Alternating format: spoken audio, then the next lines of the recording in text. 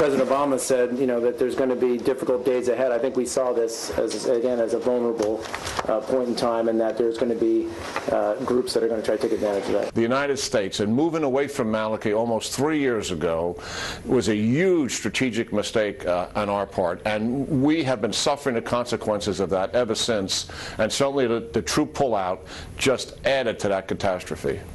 The worst violence in months in Iraq today. 10 explosions ripping through Baghdad, killing at least 72 people.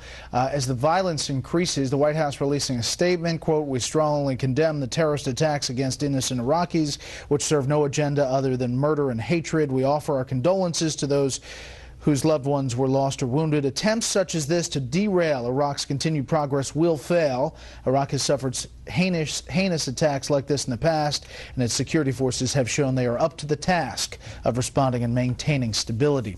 Now, this comes obviously after U.S. troops have been leaving the country, just finished leaving the country, crossing the border into Kuwait. At the official end of the war ceremony in Iraq, Defense Secretary Leon Panetta packing up the colors there.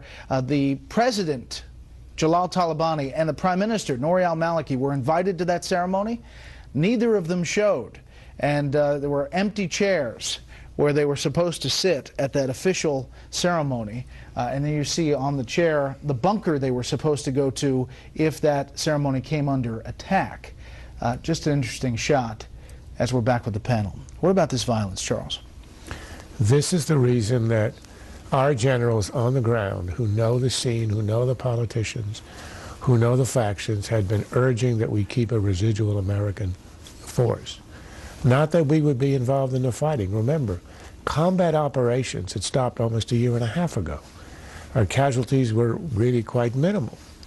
But nonetheless, the presence of Americans was able to assuage the friction between the Kurds and the Arabs in the north, and also kept a damper on the ambitions of the Shiites, as expressed by Maliki, to seize power and to totally crush the Sunnis. In essence, our presence was protecting and keeping the balance of power.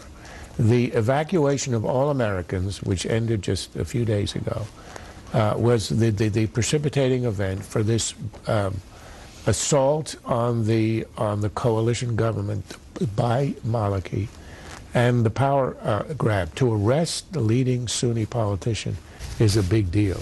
He's now hiding in the Kurdish areas.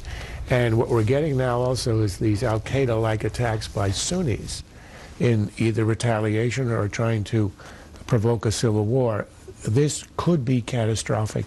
The only question is, we had expected what happened eventually, but it's happening immediately.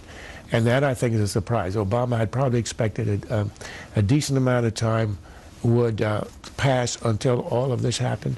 It's happening right now. And Iran's influence, Steve, believed to be significant, and the deputy prime minister in Iraq has said publicly that he's worried the country's slipping into civil war.